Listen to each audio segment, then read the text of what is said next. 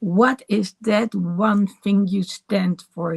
The one thing you believe in, that one thing that gives you energy, that one thing that requires courage, because can you afford it to spend your time on it? Maybe spend money on it? And what will others say? Aren't you obligated to do other stuff? Maybe be a stay at mom at home. Maybe be the one who is always focused on working, finances, everything. But here's the thing, I believe that when you focus on that one thing, and I'm not going to say you need to do it 24/7, but long enough to give you the energy and the boost that literally makes you all vibrant, that's the one thing that you need in order to create a solid foundation that will help you actually do everything else during the day and whenever you want and need. So today is day 2 of the Courage Challenge, and I have to switch really quickly. So Instagram is going to record this too. So bear with me.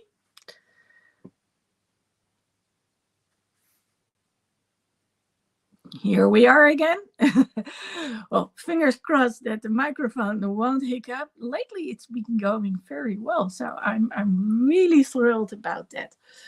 Well, today we are going to talk about this thing, and that's your special project.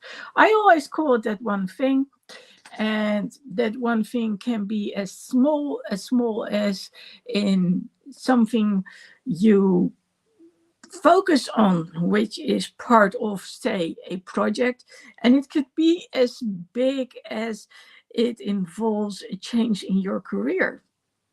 Now, if I go back to my life at the end of the previous century, yes, I'm that old. I had my first burnout. I was working for an IT company, the best one. Well, there are actually two that I really loved. But when it came to guidance, the best one I ever worked for was a company called Pink Elephant. They helped me grow, nurture.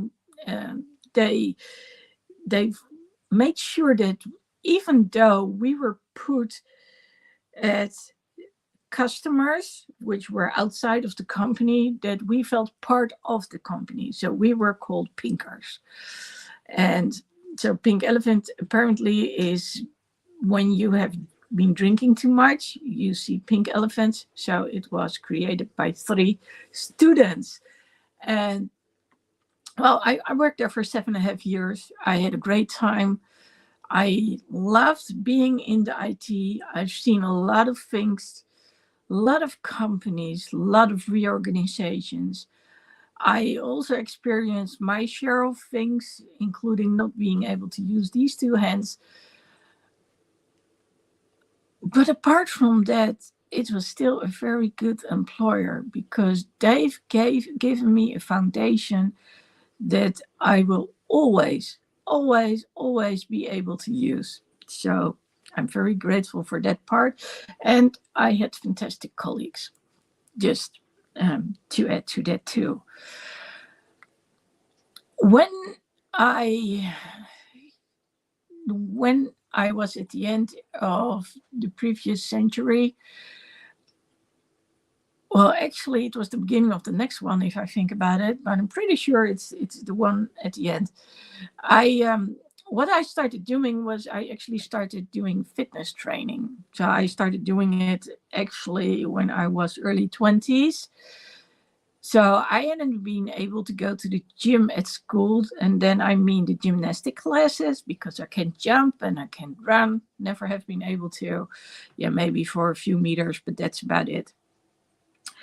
And I needed something which would work for me. Well, so in the early 90s, we had gyms, and we had something which was called Kalanetics. Yeah, that says something about how old I am. And I learned that doing exercises on machines and with dumbbells actually worked quite well for me because I could control them as long as I know what to expect. This body will function just fine. It's that it needs to be in a controlled setting. So when they had kinetics, I was like, oh, that's interesting. And I learned that I can jump, but I can do things what they called instead of jumping, I would be tapping on the floor. So it's a difference between doing things in high range or low range. They're called differently, but then we go into very specific terms. I got my braces. Of course, those braces weren't as fancy as the ones I've got now, but it worked. And at some point, I got so good at it and I loved it so much that I started doing step training. I love doing steps, going up and around, and it's sort of a little bit like dancing. So you build up this routine during the lesson. And yes, it was a little bit hard to separate left from right. If I could do it to the left, it didn't mean I could do it to the right either. And yes, I would twist my ankle constantly. I do remember that every once in a while I would get back up again. I would be like, and then here we go again. And that was, as easily as I twist my ankle, just as easily I can get back up again. Of course, until that one day in 2014 when I didn't just twist my ankle, but I also tore a ligament and a bone got loose on the loose. Both. Okay, so in 2000, I went to IBM, and that's where I got my second burnout. This was not a result of giving training too much. So my first burnout was the result of giving training to people 2 days at a time, which meant 2.5 days of training per week until I said I can't do that anymore. So then it was 2 days, 1 day at home and 2 days again. And I had to get up really early to be ahead of traffic jams. And then I would get back again really late because of those same traffic jams. It was not uncommon to drive like for 2-3 hours. So yes, I could get a hotel, which was a good thing, but still. So the whole combination, it took its toll on me. I didn't have a break. During lunchtime, people would come up to me, wanted to talk to me. And I didn't know any better. I never heard of boundaries. I mean, I heard about the program that I was teaching in IT, which was called the ITIL, so the IT Infrastructure Library. But that was about it. But then during the first time, and the first burnout, when I became a teacher, I actually started to get personal development training, because as a trainer, you have to be present, you have to be there, you have to be confident, you have to be funny, you have to get that energy rising. So, lots of reasons to get personal training. They would record you on camera so you could see certain things. We learned not to say and too much, not to fiddle with those things too much. Well, I cannot say that I never say or, there are always things that are still there. But I do pay attention to it. Anyway, regardless, the long hours, the long days, not being able to shut off my mind didn't work very well. At some days I would just end up on the couch watching TV, drinking a Baileys. By the way, I don't drink. But back then I did, and that tells you something. And once I fell asleep on the couch, you couldn't wake me up. And well, quite honestly, people won't try to, because when you wake me up when I'm in a deep sleep, it's like. So when I changed companies, which was actually due to the training I had been given, I'd been asked to work for a company called IBM. I loved that company. You know, when you're in IT, especially back then, IBM was a big name. And I would work at those huge computer centers, and people would walk around in those shirts, white, blue stripes. And, you know, when they opened the door to the IT room, huge closets full of computer equipment, and all this to generate a lousy 3 GB amount of memory. Yes, the ones that you can get on this thumbnail nowadays. And that was what so was. I don't know. I loved it. I loved watching it. I would love the technology. It was like being a kid in a playground when I was at IBM. But something happened there, which happened more and more often at other companies too. I got a new team leader. I got a new manager. So the first one, amazing. Both of them were amazing. Colleagues were amazing too. You know, they were the ones who saw me a little bit searching for what do I do. So I could go and I could come in and leave whenever I wanted to. So that was amazing. And what was said is, if you hit your target, then just see what you do. But if I find out that you can do way more, then expect that you need to do more. So it was freedom all over. And then all that changed. I had organized this Christmas lunch for everyone, and then it was the new year. So, new manager, new team leader. And all of a sudden, I got accused of not being social because I hadn't been there the first day to wish everyone a Happy New Year. And I was like, didn't I just organize a Christmas lunch? Really? Well, I learned pretty soon that someone was trying to make me into the bad one out there. Why? Because that team leader and I was talking about, we could probably finish one another's sentences. We were so in tune, and they didn't want her around, so they had to get rid of me too. And that's where it all started. So I I ended up with a second burnout. I The good news was that when I went to the CEO, he believed me because he was the one who had asked me to join the company. So I actually asked him flat out, like, okay, you asked me to join the company. Do you really believe I'm capable of undermining everything? That I'm not a team player? Are we talking about the same person? I believe that the other person has it out for me, and I could just list all the things. Now, the good thing was I got a coach. It was the direct result of personal training. So that was one of the good things of IBM. You could ask for certain training if you wanted to. Basically, I could learn Spanish if I wanted to, as long as we kept on learning. So I have to say, whereas when working for Pink Elephant, and there was something with, of course, also training, but then focused on the IT, and also regular meetings with all the people.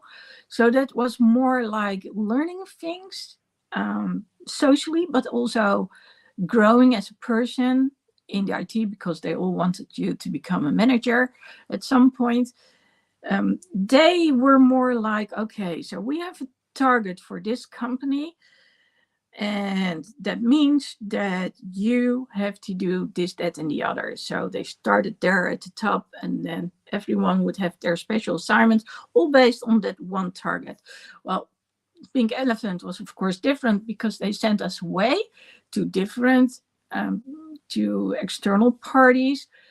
Some of the employers within IBM, of course, had to do the same. In the first year that I worked there, I actually visited clients too. And of course, I did get the old ones out because that's my story. And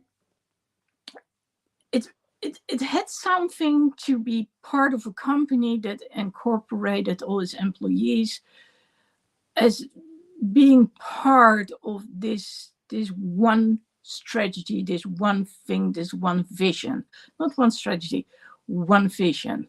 So we would have quarterly meetings, they would talk about it. And, I could see the concept. I would understand the concept. And like I said, I loved it. I help them write manuals and all, implement processes based on ITIL. And then, of course, everything changed. So when that new manager was told that he would never be a manager again, because, well, he was very controlling, which was in his genes. Probably he was ex-military, and freedom and military, they are sort of contradictory. At least on his end. And that was kind of cool, actually, what happened. I became a communication manager part-time. I loved that part of the job. It was being creative, coming up with things. And yeah, the only thing was, it was part-time. So they had to come up with something else, which had to do with buying stuff for the company. And I had to deal with people who also were from outside the company. Some quickly found out that I could speak other languages than just Dutch and English. I tried to avoid having them know, because I am not that good at expressing myself in the other languages and understanding them, but I can get by. And it was nice. And I got so good at both jobs that both actually turned out into a full-time job. But the result of what had happened, and me being 50% part of a department that didn't know where to put me, which was when it came to the buying stuff for the company, that didn't fit very well, because the other people were doing something else, and there I was, and they wanted something from me. So the only thing they could control was when I would come in and when I would leave. So still, from being the one who was able to do whatever I wanted, they tried to control me again. That wasn't me. By that time, fitness had changed. There were new brands, and one of them was Fitness First. So they came, and they had these things like personal trainers. They had these things where you would, they called circuit training.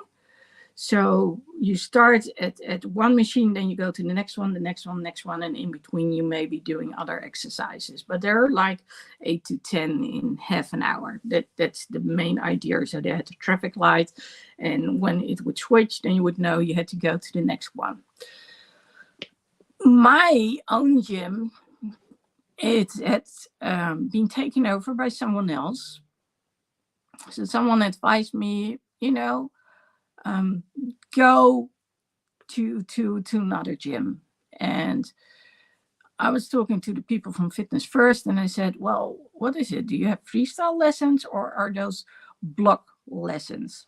So nowadays you have lessons, and like 3 months in a row, you get the same one, and then they switch it up again, and then 3 months in a row, again, the same one. The advantage of it is that you can work at any gym, and you will know what to do, and you don't have to prepare your own lessons as a fitness trainer.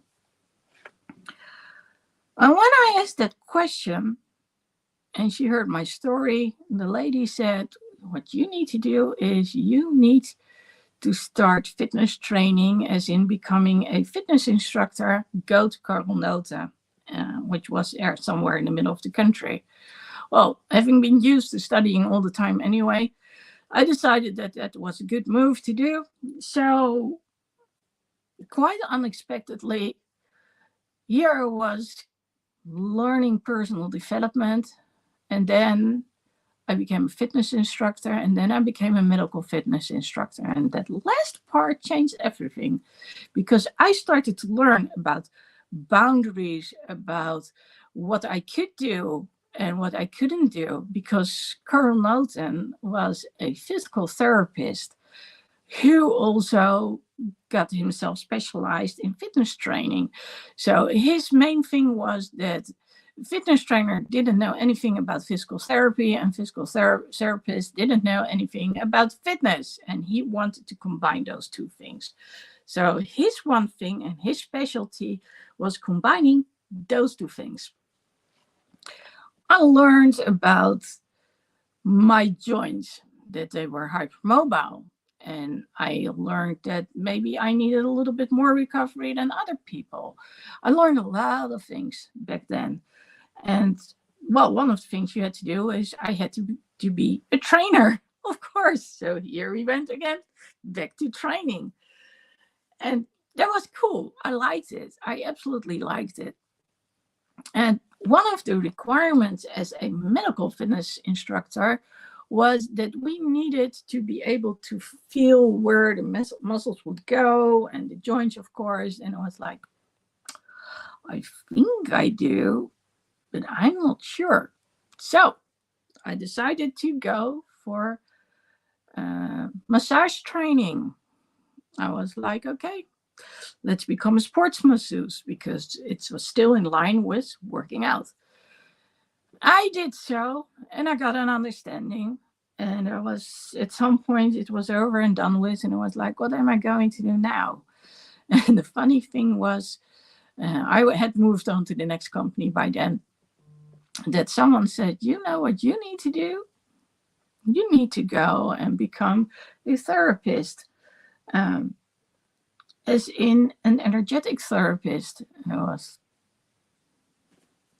me. Well, the official title was actually a paranormal therapist. We had a lot of discussions about it back then. What do you use? Paranormal therapist and energetic therapist.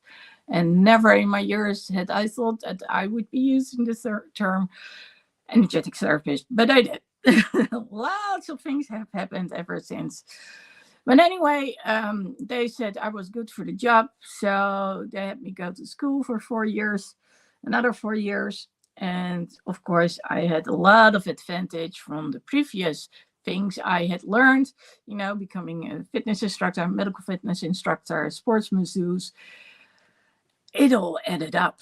And if you consider that I didn't even have biology as a topic for my exams at high school, I did pretty well. But, there was always something like, why does this, is this the shape it is? I remember my dad was a big guy, so it was kind of nice to follow those curves of those hands, and then, okay, that's kind of weird. And having to massage myself at a very early age, and also putting tape around my arms because they would hurt quite often. It seemed like a natural thing to do, natural development. So when I became that medical fitness instructor, that's when I learned that actually I didn't train everything nonstop. This had to do with how my joints actually were built. So they call it double jointed. It's not that I can actually flip it to the other side, but I sort of can to a certain degree. And when bones hit one another, that actually hurts this. So that's when you stop. But every once in a while, I may take a step, and then my knee instead of doing like this, it flips back to the other side, and oh my God, that hurts. And it stops you dead in your tracks because you can't walk on. It's in a fixed position. Getting on from there, people thought I was good at giving those massages, which was cool. But apart from that, there was one thing I really liked about becoming a therapist, because I was still in training back then. And it was the whole talking to people, the whole coaching. So when I was still doing my regular job in IT, I started up my own practice. I was still doing the course, no, not the course, it was an actual education because I'm a licensed therapist. I was still doing that. And then I decided to become a coach too. Yeah, there's a reason why I have a nickname, which is called Hyper Bunny. Moving forward, I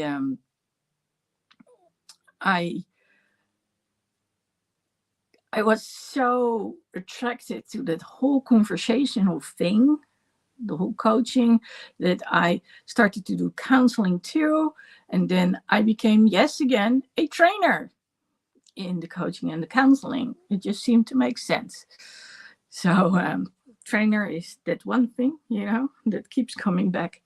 And of course, it is in line with communication. Remember, being a communication manager in an IT, I always had to deal with either the customers or the ones who provided everything. So it all made sense. It just all made sense. Fast forwarding again, I at some point decided, like, okay, I'm done with all of this. I'm done with the IT, not because I don't like the IT. I was done with the managers. That's the whole thing. I was done with being told what to do, whereas I knew that what I needed to do was differently. So that's why my customers and my client loved me. But, I didn't really fit in that model. And that's called authenticity. And, well, that's what I basically stand for. I stand for what I believe in. And that gets me right back to what we are talking about today. So if you look at this thing, there you go. It's still a little awkward to do it like this. Here you see here what you stand for.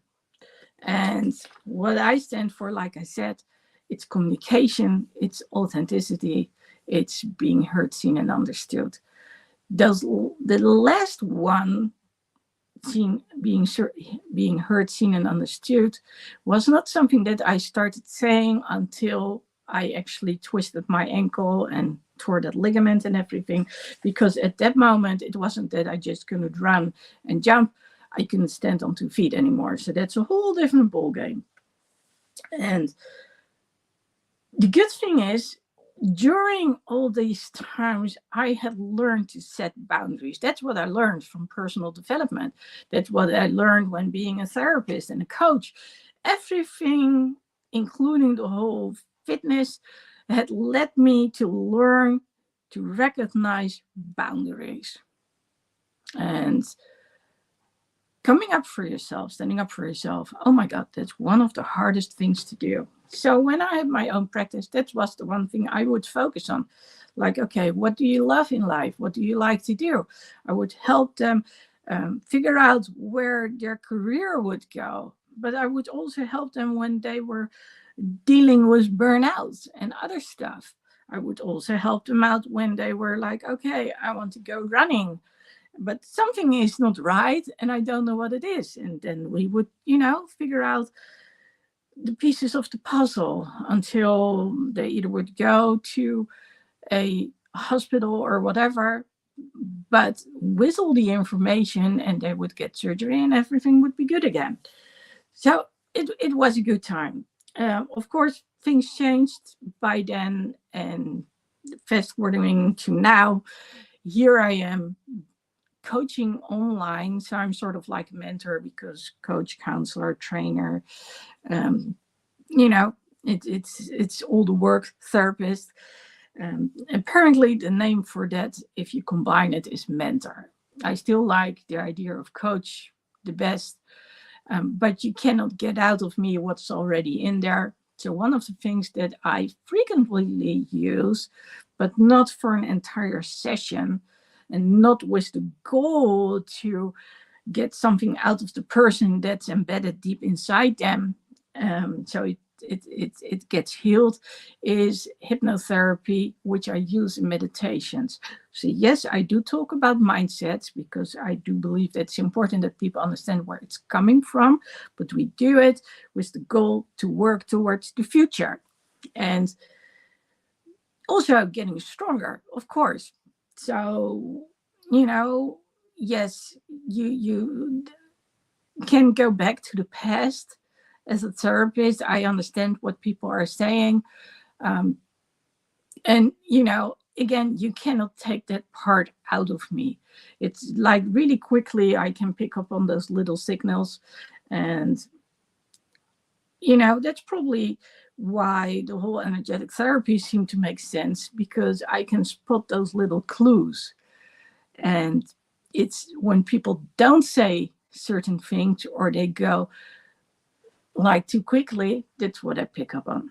So now you know what I stand for. So let's go to the other thing. So I'm talking about that one specific thing, right? That's the topic of today. Your one special project, be it big or be it small. And what you want is you want to build a solid foundation.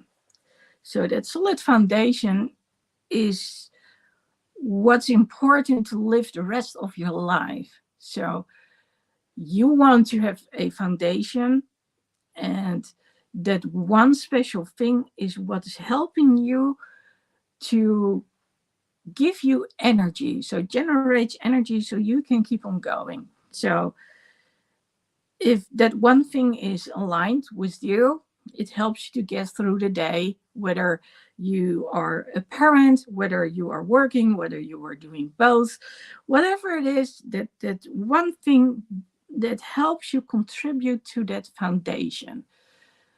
So if if that one thing doesn't align with you, then you will feel fatigue.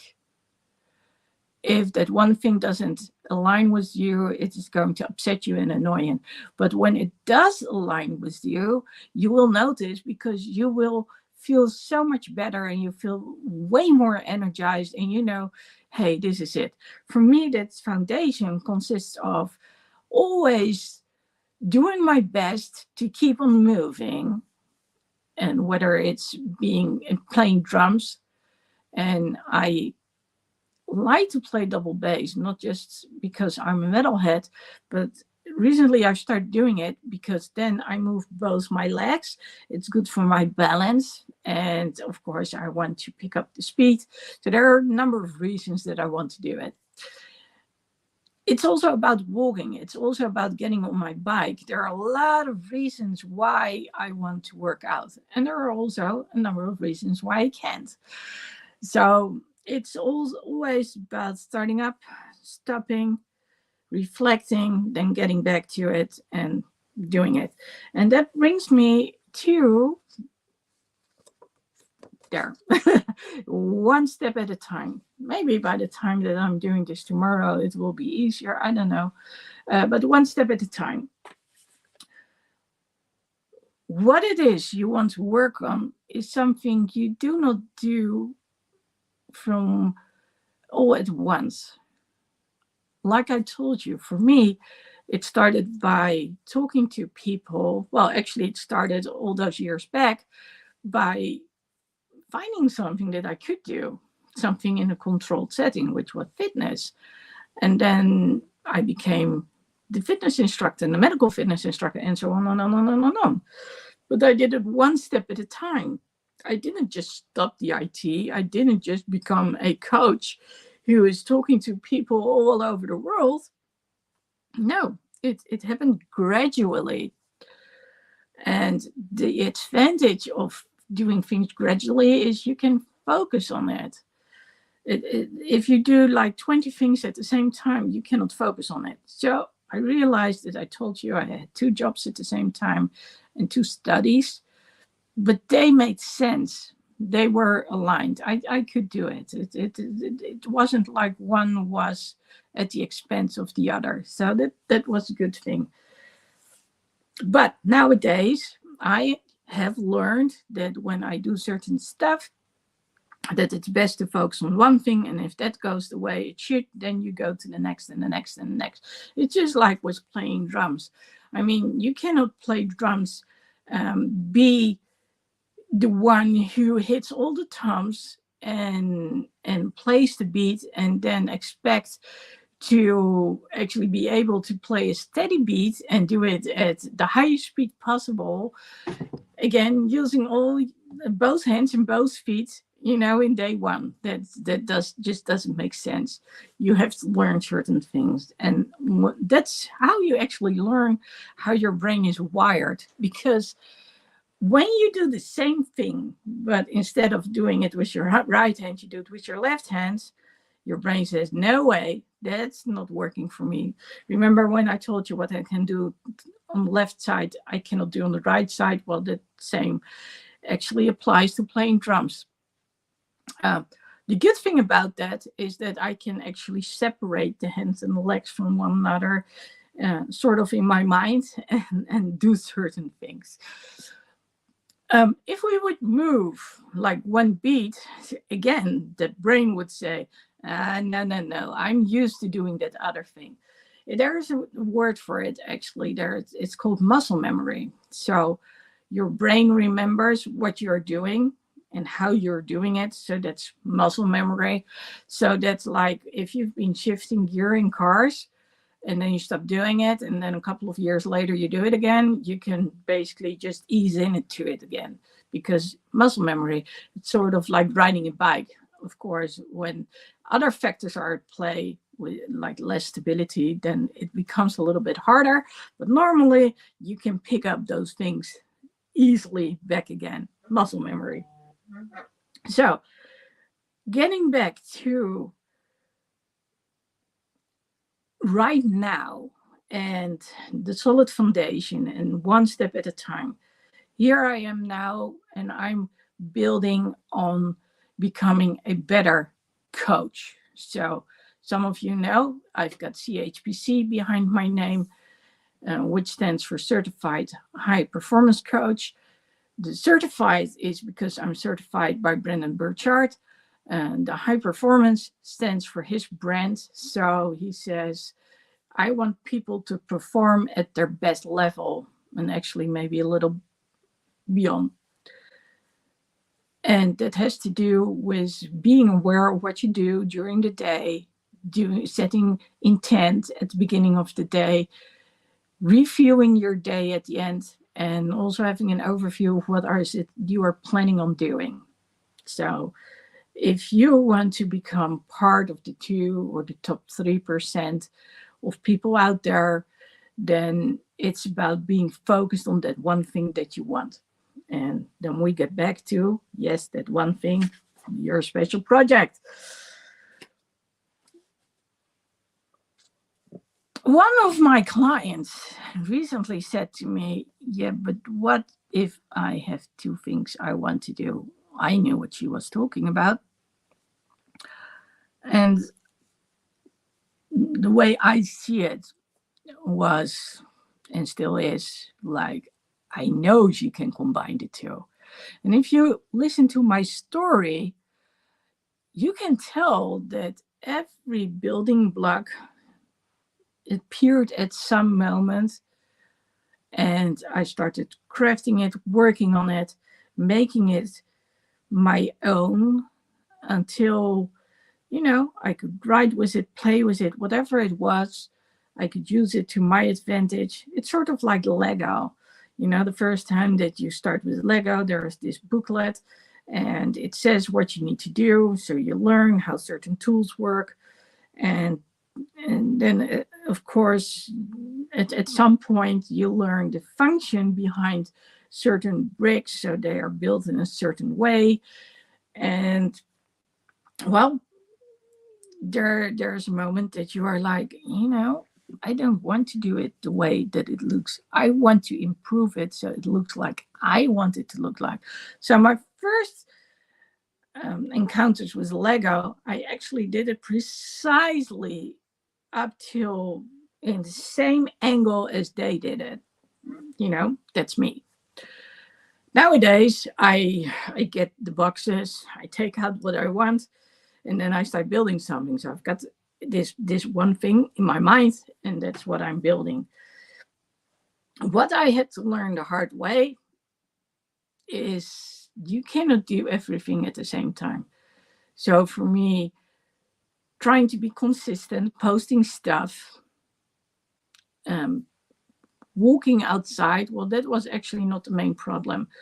Working on Lego, and then also dealing with some emotional issues because, well, my dad had passed away, then my mom passed away, and then the house was sold. That's not a good combination. So the result was clutter in my mind and clutter around me. Well, the clutter is starting to get out of my mind, which is good. The clutter is starting to disappear around me, but it's by far not where I want it to be, which also has to do with certain decisions I have to make. But apart from that, what I learned was if I want to do something, I need to focus on one thing at a time. So for the last couple of months, I have been focusing on learning to use a new platform. And the platform was needed to drive people to. So I want more people to know about me because then, of course, I can create a bigger ripple effect. That means that they need a place to go to, but they also need to be able to watch me on social media. So I started working on social media, but that consistency, not entirely my thing, because I was doing a number of things at the same time. At some point, I got a new coach. She is a CHPC coach, a very skilled one. And she said, "What is it you need?" I said, "I need consistency," because that much I had learned. I knew I needed consistency. So we talked about the things that I wanted. And so we did look at different topics. But at some point I said to her, I cannot focus on getting all this clutter here removed if I need the time to work on that one platform and on my challenges and all that stuff. It just doesn't work like that. And of course, when did I had to stop with all the marketing and all the other thing? When it was time to get my stuff to the accountant, which happens like once per every 3 months, so every quarter. And when that was done, there was emptiness because I would have this hyper focus on that one thing, and then all was done. And like I said, it was like, what am I going to do now? So I had to start everything back up again. Now, ever since I've started posting every day, since December 1st, things have changed. So I think today's day 58, if correct. And so actually things already changed in March when I started doing my weekly group coaching training. Then I went to the US. I had my own CHPC training, which made me a CHPC. And I realized that I needed to take things to the next level. Remember, high performance. And it just seemed to make more sense. It all just came together. And ever since, I've been focusing. I learned about the framework, which you can use when coaching. I'm listening with different ears now to Brandon. So a lot of things that he tells me is not new anymore. So I can actually pick up the bits and pieces that I need. But I also knew that the things that I've heard dozens of times before, if not hundreds of times, had to do with the basics, related to the whole marketing thing. So I knew I needed to focus on that. the whole marketing in the platform required me to have input content. Hey, there we go again. Social media content, videos, and everything out there. Well, I've been working with Kevin Carmichael for a while now. So working with means that he actually is a person who listens to the people who are his students. And so he helped me tremendously figuring out what my font should look like, my thumbnails. So those are those little things which you have when it comes to your video. So they show what your video is going to be about. There were a lot of things that he taught me, and not just me, but also others. And he taught about the importance of consistency. Consistency, get it out there every week. And when you do it every week, do it twice a week. From twice, go to 3 times a week. I had been able to do so, and then it went all haywire. And, well, I needed to pick it back up again. So I got the coach. I was, I don't say flooded, but I had so much input from Brendan that, I just wanted to go on. I was on a roll, and I wanted to keep on going. So it started with the Christmas challenge, told you all about it yesterday. Then it went to the New Year's challenge. And then it was like every last weekend of the month, I'm going to do a challenge.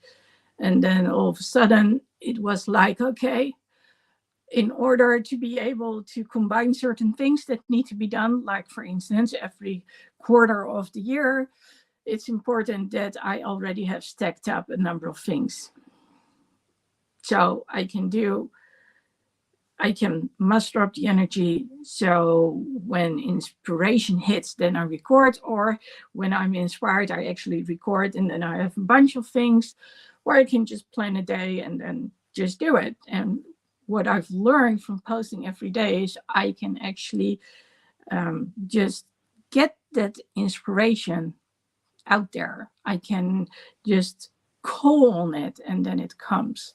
So yes, sometimes it takes me a little bit longer than other times, but I can basically say, okay, what do I want to talk about? Okay, what was the main topic again?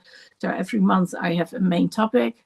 In December it was energy, before it was clarity, and now it's courage. And well, there it is. So that's good. But I can be more efficient, and then I work ahead.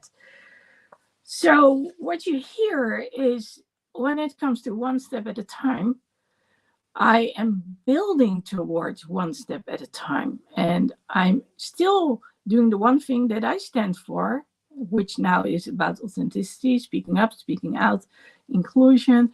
And I still have my solid foundation. Even more so, it's becoming more and more and more solid. So that one thing that I'm working on, which is leaving a legacy, creating a ripple effect, is actually providing me with a better, more solid foundation. And when it comes to my health, the walking, the eating, all related to fitness, because when you are very actively, as someone who likes to go to the gym, then you're bound to actually hook up with people who do it for a living and go to competitions, so bodybuilders basically. So they told me everything about protein and all that stuff and how to work out, and I'm still very grateful for that part. No, I won't ever be one, but it has helped me tremendously through the last years. Because of that foundation, I can build back up again whenever I have some sort of injury, because I know what to do and I know what to focus on. So happy me. So as you can tell, it all comes back together. So also on a very small scale, I've learned to say, okay, that is interesting. Someone is learning about the combination of how the brain and the mindsets work with action. And so it's sort of like an action-based commitment therapy. And I was like, well, since I love everything to know and to do with mindsets and the brain, oh, let's go do it. And then I was like, no, you are working on getting everything in that platform, on your marketing and the sales, and more importantly, on getting that content on a consistent basis out there. So you actually have content to put into that system. Yeah, hang on. And besides, there's still the email that you need to do. So at some point I was like, I'm going to write all these emails. And I was like, yeah, next time that you work for the challenge, then of course you need to write it. But right now it's about the content, because you can write all you want, but if you don't have the right content, what are you going to write about? So, okay, step back, focus on that one thing. So that one thing for me right now is getting the content consistently out there, making sure that it gets uploaded everywhere. So right now, when I do something, for instance, on Instagram, and it's longer than 10 minutes, so I try to make it a little bit longer than 10 minutes most of the time, then I know I can upload it in YouTube as well. So I make it like in a square format for Instagram, and then in a horizontal format, landscape, for YouTube. And when I post it in Instagram, it automatically gives you the options to make it actually vertical, so portrait style. So that's good. And going from there, I'm trying to do it in such a way that it makes sense. If I do one, then I'll also do the other. If I write text for Instagram, I copy and paste it, and I also use it for YouTube. If now that I'm doing my Friday Night Live, I look back on the last week and I look at, okay, what did I actually post? And then I look at it and I combine it, and then we get those frameworks. And that's so cool, because I remember that I wanted to know how I would do those frameworks. That's why I actually became a CHPC. That's why I went to Austin to see Brendan. And then at some point he said, well, basically, you can get a framework or create one every time that you go live or talk about something or you give training. And I was like, oh my God, clever guy. He's the one who actually, everything he teaches, he has done himself. And that's why I absolutely believe in the guy. He knows so much. But apart from that, it still has to do with how can I do the least amount of things in the most amount of things in the least amount of time. So working smarter, not harder. But it still has to do with developing those skills and then getting better and better and better and better at it. But it does start with that one thing that you are passionate about. And that's why it's called your special project. So that one thing is that one thing that you love to do the most. Without the input from that one thing that makes you smile, that makes you proud of yourself, and that's how you know that that one thing is that one thing. The question, of course, is where do you move on? Do you have a purpose in your life? Do you have something that, makes you tick? And so the question that I got was, so does it need to be your job or can it be a hobby? I believe that it can be your hobby too. Sure. It doesn't have to do something that you need to do full time. Actually, a lot of people, they work for their living to earn money, and then they do something on the side which actually makes them smile. So it's good if you can actually change that and you can make your job of that one thing that makes you smile, but there's always this one thing, and that's, but what if it becomes mandatory? What if it's an obligation and you don't want to do it anymore and all the fun is disappeared? So that's why it's important to look at how you can make it so it's yours, and so it fits you, and not do it like um, everyone else does, but tweak it and change it so it becomes your thing. So yes, I went to school with others to become an energetic therapist. Yes, I became coach with others.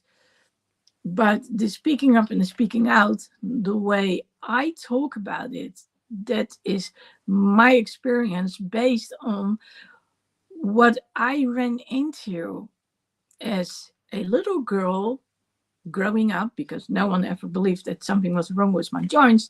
No one shared with me there's something that's called hypermobility. No one talked about something called EDS.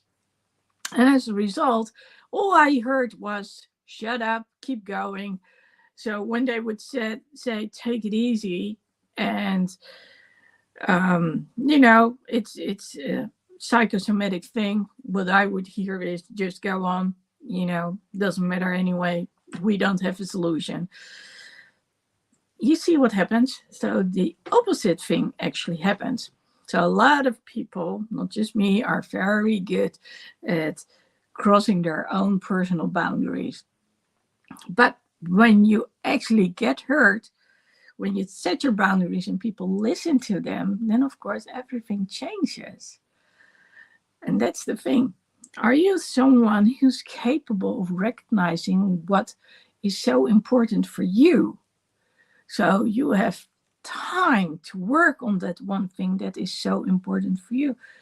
Are you the one who has mapped out what makes you smile, what makes you going fast forward, smile, happy, all those things, which is also healthy for you.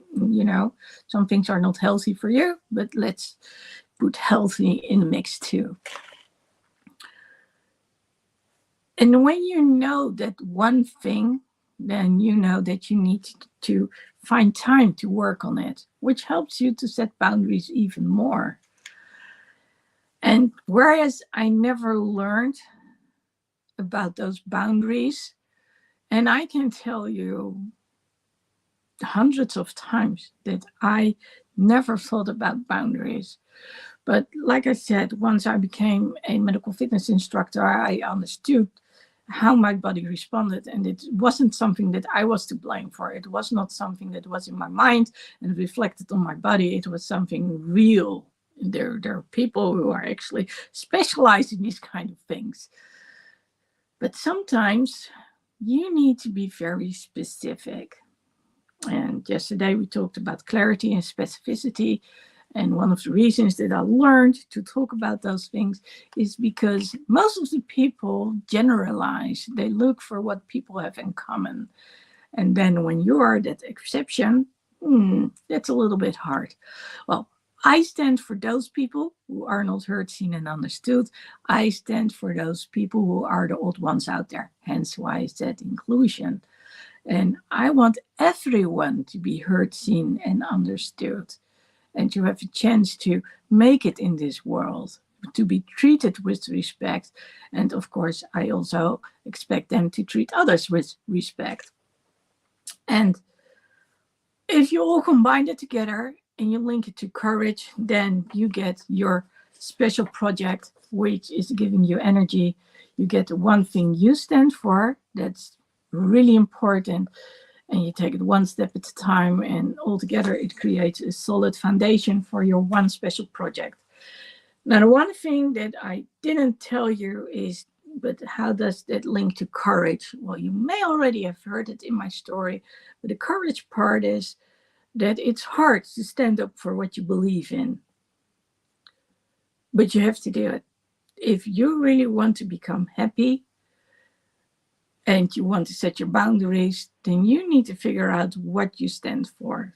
So telling what you need to be done, again, everything with respect and balanced. requires courage. Speaking up requires courage. Believing in that one thing that makes things a little bit different, which makes it your story, which makes it your brand, that takes courage, because everyone does something differently. And you don't do the things the way other people do it because you believe in something. And people might say something, they have an opinion, they don't agree, because if it's correct what you do, what does that mean for all the other things that they are doing, right? So, yeah, there is courage involved with saying, I need this time for myself. I cannot do this. I believe this is more important. I'm going to focus on that one thing. It requires courage to speak up to others about it.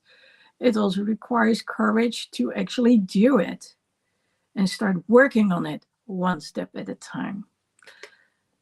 But I can tell you that if you do, then you will be so more powerful in what you're doing. You will be so much more energized, and that reflects on everything you do in your life.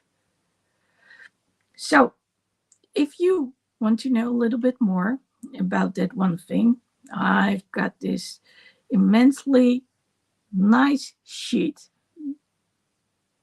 I dare say that it's a PDF with 16 questions on there. And it worked quite well to get a better understanding of that one thing that you want to work on. It actually points you right back when you start thinking about other things, because then it actually asks you, okay, so are you sure about that one thing, or are you not? No, okay, let's go back to the beginning. And it helps you to figure out what it is. This month is about courage, and if you sign up today, then I'll make sure that you also get that other PDF out there, especially if you actually, I'm going to buy the Courage Challenge, because it's going to be out there this week. And at some point, of course, it's going to be taken offline, because it's all going into that one platform I was talking about. But one thing doesn't exist without the other. So I've done a clarity challenge. And yes, I keep talking about clarity all the time because it's such an important part of it all. So it all links together. So I expect you to be here tomorrow again, same time, if you've enjoyed it today. And if you have enjoyed it today and you have questions, then wherever you are watching, please leave a comment.